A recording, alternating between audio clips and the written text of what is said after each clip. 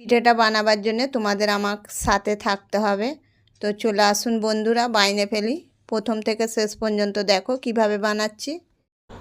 খুব সুন্দর একটা পিঠের রেসিপিটা প্রথম থেকে শেষ পর্যন্ত দেখো। আমি এই নারকেলটাকে ভেঙে নিলাম। তো নারকেলের এই ভিতরের অংশটা আমি চাকুর সাহায্যে বার করে নেব। দেখুন কিভাবে বার করছি।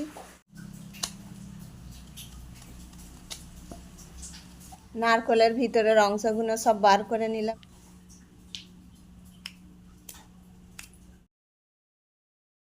এইটা আমি মিক্সচারে পিষে নেব। তো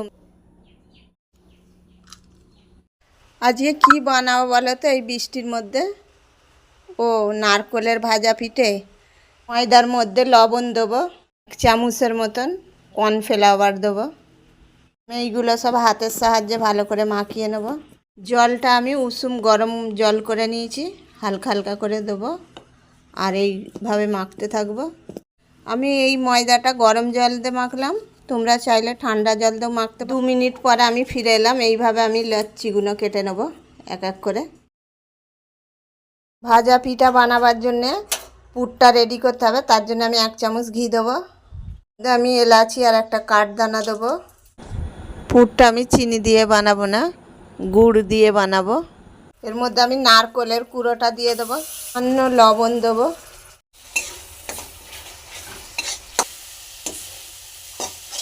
পুরটা রেডি হয়ে গেছে, তুলে নেব।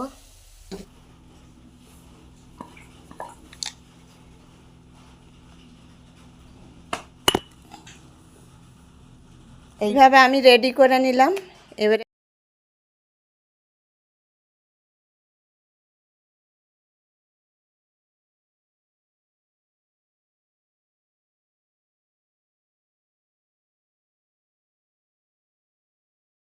এইভাবে পর পর বাইনে নেব।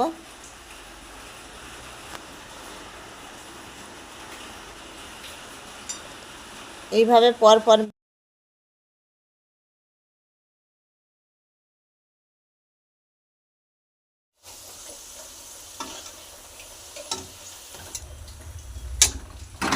পিঠেগুলো কত সুন্দর ফুলছে।